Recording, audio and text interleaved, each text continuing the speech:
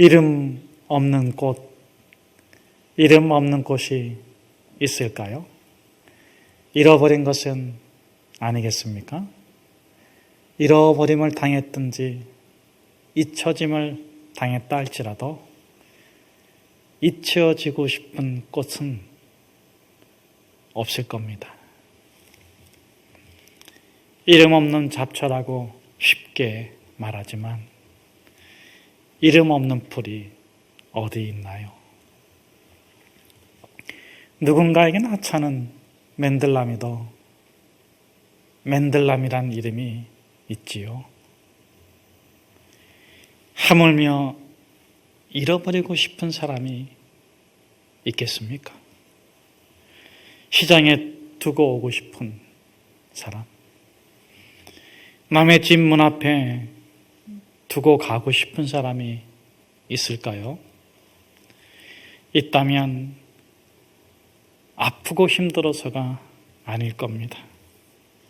아프고 너무 힘드니까 더 이상 아프고 힘들지 말라며 엄마가 엄마의 이름을 지으며 내어주는 아가의 이름은 없어도 잃어버려도 괜찮은 존재는 아무도 없답니다. 관절이 병들어 삶의 의욕을 잃어버린 발레리나 지망생, 꿈도 의욕도 없는 가엾은 지망생에게 마음 풍경에서 찰리 채플린이 말합니다. 산다는 건 금붕어 한 마리에게도 아름다운 거야. 하찮은 들풀도 이름이 있는데, 하찮은 덜맹이도 쓸모가 있는데, 스쳐 지나가는 바람도 자기 일을 하고 지나가는데, 버금버금 어항에 갇힌 금붕어도 아름다운데, 이 말에 용기를 낸 아가씨는 건강을 회복하고 그 후에 발레리나가 되었답니다. 누군가에게 잊혀진 것이 아니라면 잃어버린 사람이 있을까요?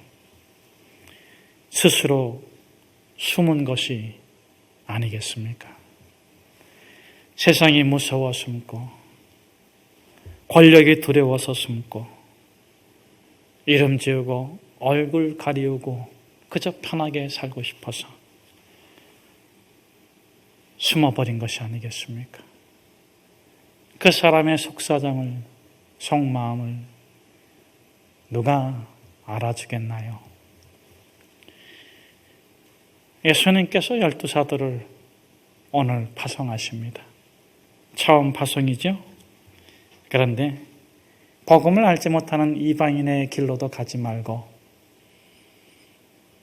유대인과 등진 사마리아인의 고을로도 들어가지 말고 오히려 차라리 이스라엘 집에 잃어버린 양에게로 가라 말씀하십니다.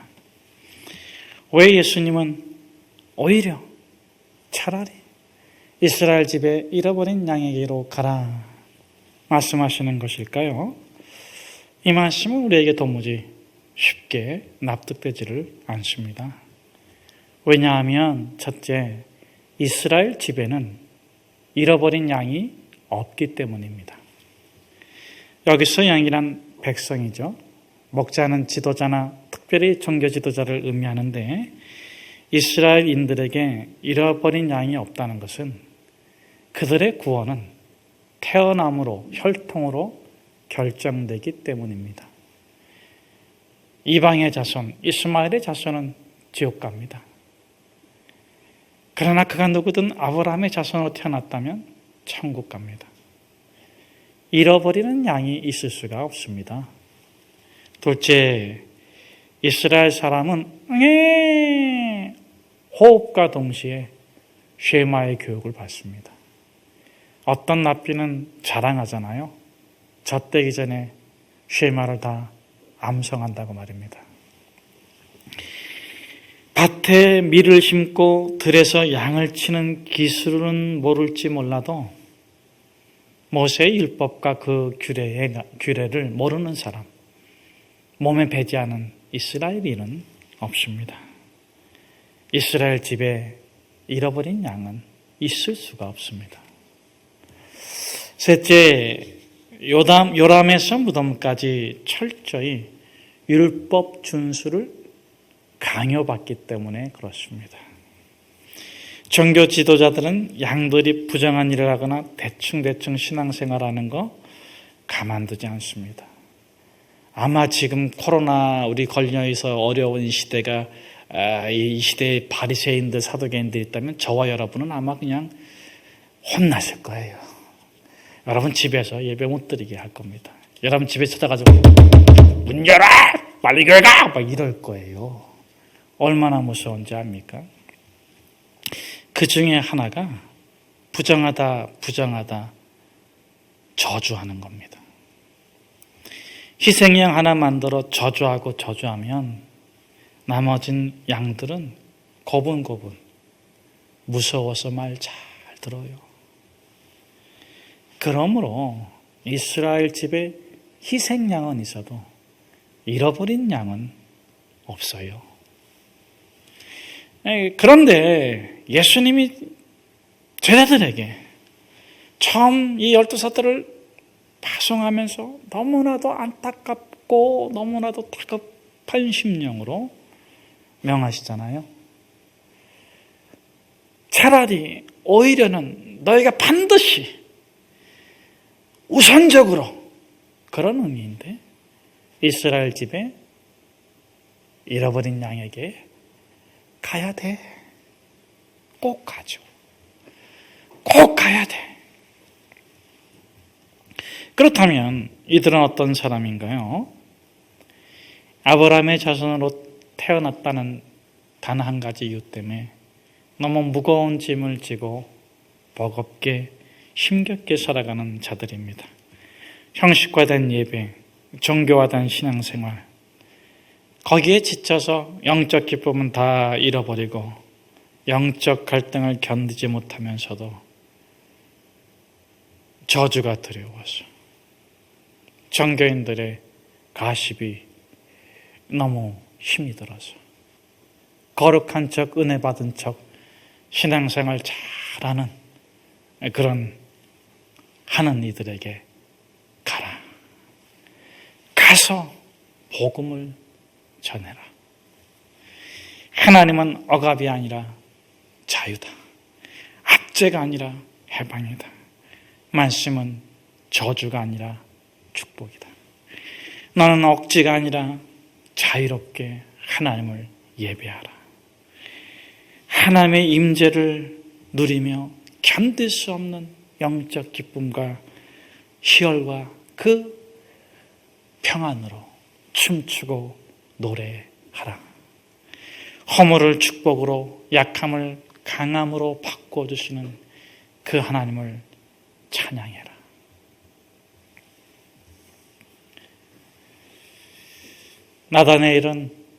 나다나엘은 깨끗한 사람이요, 순전한 사람이요, 거룩한 사람이요, 경건한 사람이요, 참 이스라엘인이라고 주변에서 평을 듣는 그런 사람입니다. 육적으로는 이스라엘인이지만 영적으로는 고아예요. 그가 하나님을 알지만 하나님은 그를 알지 못하기 때문입니다. 이것은 하나님의 문제가 아니라 나다나엘의 문제입니다. 왜냐하면 나다나엘이 그렇게 여기고 느끼고 단정하고 있기 때문에 그렇습니다. 자, 이것은 하나님의 문제가 아니라 그의 문제인데, 그렇다면 그의 문제는 무엇입니까? 첫째, 숨어 있다는 것입니다. 외식하는 바리새인들, 그들이 백성들의 허기진 배를 훔쳐가는 사두개인들과 더불어서 괴롭게 하고 힘들게 하고 성전의 대제사장들이 가증스러운 가식을 보면서 정말 저렇게 신앙생활해도 괜찮은 거예요. 정말 저렇게 살아도 괜찮은 거예요. 저 사람이 바리새인이라며, 저 사람이 사두개인이라며, 저 사람이 제사장이라며 타인의 신앙생활에 염증을 느끼고 있습니다. 그러나 내가 그냥 신앙생활 잘하면 되겠지. 내 신앙 잘 지키면 되겠지. 그러면서 무화과 나무 아래 피해 있습니다. 남이 무엇을 하든 자신만 건강하게 거룩하게 신앙생활을 하고 싶습니다. 남이 어떻게 신앙생활하든 오직 하나님만 자신이 경배하고 싶습니다. 세상의 일을 외면합니다. 그러나 세상에서 외면당한 것은 아니겠습니까? 둘째, 행동하지 않는 신앙으로 믿음이 고여 썩고 있습니다. 악취가 나는데 자신은 너무 익숙해져서 자기 몸에서 나는 냄새이기 때문에, 자기 영혼에서 나는 악취이기 때문에 알지를 못합니다. 무화과 나무 아래에서 하나님을 묵상한다 하지만 남들이 보기에는 증오와 독설만 쏟아낼 뿐입니다. 보세요. 그날도 빌립이 찾아왔습니다. 메시아가 나타났다고 증거합니다. 그런데 그 메시아가 갈릴리 나사렛 요셉의 아들 목수의 아들이라고 말하자 이 경건한 나다나엘, 자신의 순전함을 자랑했던 나다나엘이 뭐라고 합니까?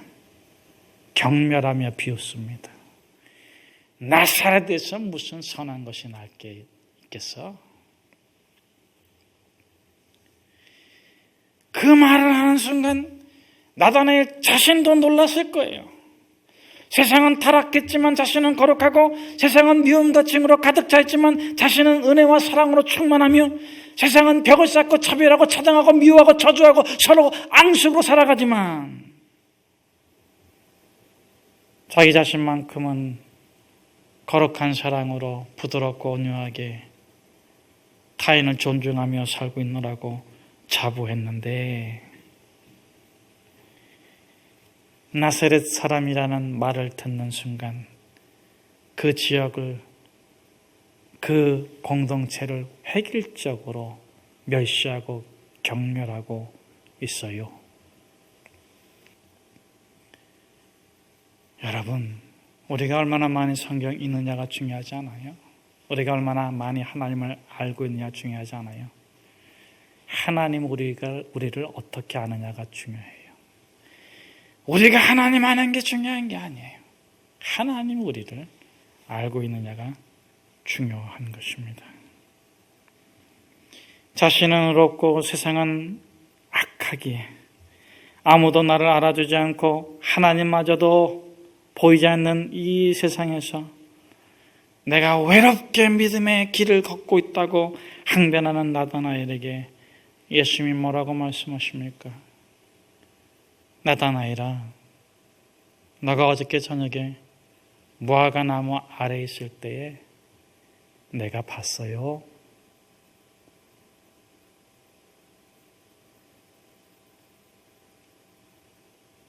내가 너의 존재를 음부에서부터 알고 있어요. 태중에서부터 너를 보고 있어요. 나다나엘아, 내가 무화과 나무 아래에 있을 때 내가 너를 보았노라. 이 말씀을 듣는 순간 나다나엘이 예수의 제자가 됩니다. 하나님께서 항상 나다나엘을 보고 아시고 사랑함을 인지한 거예요. 하나님은 날 잘 모르셔. 하나님은 날 사랑하지 않아. 그 증거가 세상이 나를 대하는 태도잖아. 그 증거가 주변 사람들에게 보다 내가 못 사는 이유잖아. 하나님 나를 안다면 내가 왜 이렇게 어려움을 겪겠어?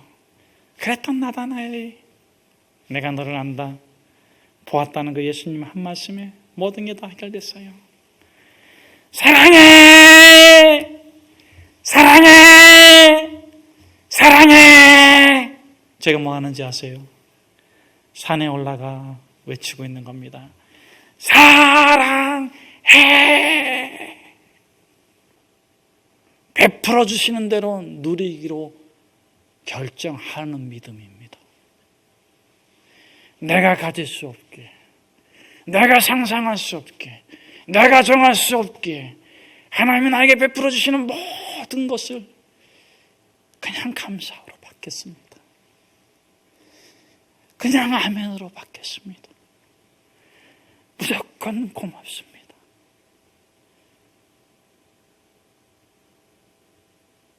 조건 없이 주님을 사랑하겠습니다.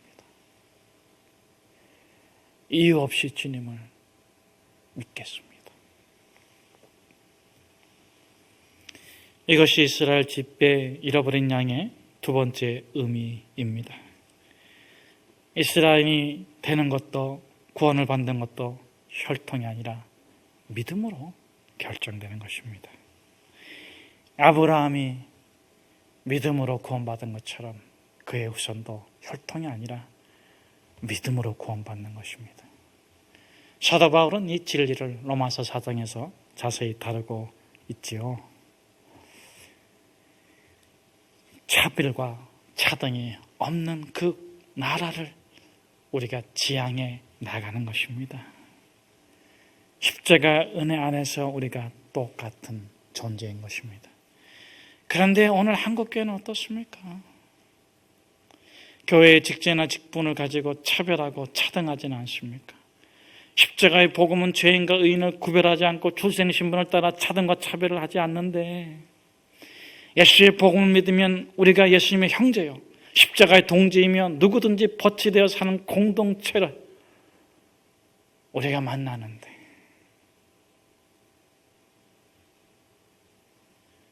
그렇게 우리가 나보다 더 소중한 존재로 너를 대하는 이 공동체를 우리가 원하고 바라고 만들어 가고자 하는 것이 아니겠습니까?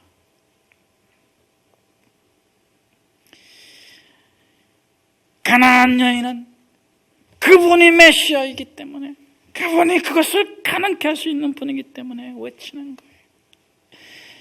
주여, 나를 불쌍히 여겨주십시오. 주님의 말씀이 옳습니다. 그러나 개들도 주인의 상에서 떨어지는 부스러기를 먹습니다. 이 여인이 누구입니까? 육적으로는 이방인이지만 영적으로 참 이스라엘인이 아니겠습니까? 육적인 시각으로, 육적인 프레임으로, 육적인 세계관으로 보면 이스라엘의 집에 잃어버린 양이 아니겠습니까? 오늘 목자신 예수님께서 바로 이와 같은 자를 찾기를 원하시는 것입니다. 영적인 이스라엘인, 오늘보다 더 나은 내일을 만들어가기 위해서 자신을 희생하고 노력하고 애쓰고 수고하는, 오늘에 절망하지 아니하고 절망을 용기로 바꾸어서 더 나은 내일을 만들고자 하는 그들에게 우리가 가야 됩니다. 거룩을 왜곡된 율법에 빼앗기고 사는 사람, 진리를 거짓에 빼앗기고 사는 사람, 그들에게, 그것이 남일 수도 있고 우리 자신일 수도 있는데, 복음을 전해줘야 합니다.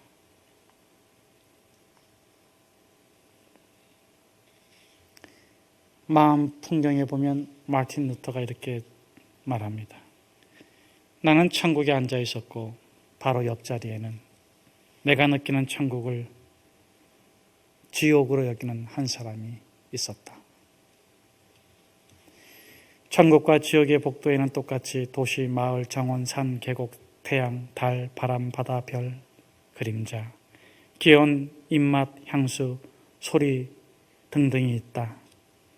그런데 천국에 사는 사람은 그 모든 것을 최상의 것으로 받아들인가 하면, 지옥에 사는 사람은 그 모든 것들을 최악의 것으로 받아들인다.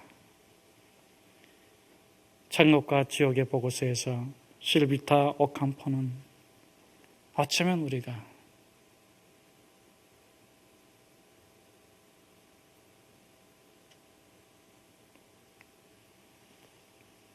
사랑하는 여러분, 이제 우리가 이스라엘 집에 잃어버린 양에게 들려줘야 될 복음이 무엇입니까? 첫째, 이젠 그만 미워해도 돼. 한번 저랑 같이 해보세요. 이젠 그만 미워해도 돼. 유대인이 사마리아인을 미워한 것은 사마리아인의 혈통이 혼혈이기 때문입니다. 혼혈은 구원받을 수 없다는 왜곡된 율법 가르침 때문에 그렇죠. 그러나 이제 예수 그리스도께서 십자가에 죽으시고 부활하셨습니다. 혈통과 관계없이 누구든지 구원받습니다. 유대인들은 자신들이 불행한 이유가 사마리아인들 때문이라고 여겼습니다. 그러나 이제 예수님께서 십자가에 죽으시고 부활하셨습니다. 여러분, 불행은 사마리아인들 때문이 아닙니다. 세상 때문도 아닙니다. 불행은 우리가 복음으로 생각하지 못하고 복음으로 바라보지 못하고 복음으로 살아가지 못했기 때문입니다. 이제 당신은 복음의 능력에 사로잡혀 살아가십시오. 똑같은 복도를 걸어가지만, 똑같은 세상을 살아가지만 당신이 걸어가는 곳에는 천국이 펼쳐질 것입니다. 이제 우리가 이스라엘 집에 잃어버린 양에게 전해줘야 될 복음이 무엇입니까? 둘째, 이젠 사랑합시다.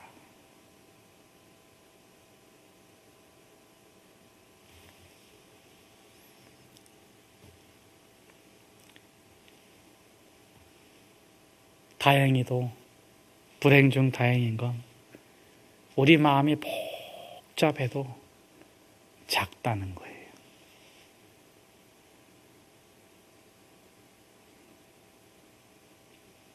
우리 마음이 복잡해도 작아서 십자가 은혜를 구하면 하나님의 사랑, 하나님의 평강이 가득 차. 미워할 시간이 없고 미움이 머무를 틈도 없어요. 이 작은 가슴 하나님으로 은혜로 십자가 은혜로 가득 채우면 우리는 거룩한 상상을 펼칠 수가 있어요. 하나님이 주시는 거룩한 상상. 강철왕 카네기는 어렸을 때 부모님이 가난했답니다. 친구들이 다 타고 다니는 자전거를 가난해서 못 탔다고 해요. 그런데 그 시절을 회상하면서 카네기가 이렇게 말합니다. 나는 가난했습니다. 부모님은 나에게 자전거를 사주지 못했습니다. 나는 자전거를 갖지 못했지만 그래서 나는 잠자리에 들 때마다 두 눈을 감고 자전거를 타는 자전거가 있는 친구들보다 더 많이 자전거를 타고 자전거를 즐기고 자전거와 행복할 수 있었습니다. 사랑하는 여러분, 어떤 이유에서도 불행이, 미움이, 증오가 여러분의 삶을 상상하지 않게 하십시오. 거룩과 의로움과 십자가의 은혜가 여러분의 거룩한 상상력이 되기를 축복합니다. 어떤 세상이 우리 앞에 펼쳐질지 우리가 알 수 없지만 어떻게 살아가야 할지는 분명합니다. 예수 그리스도. 그분은 우리의 전부이십니다.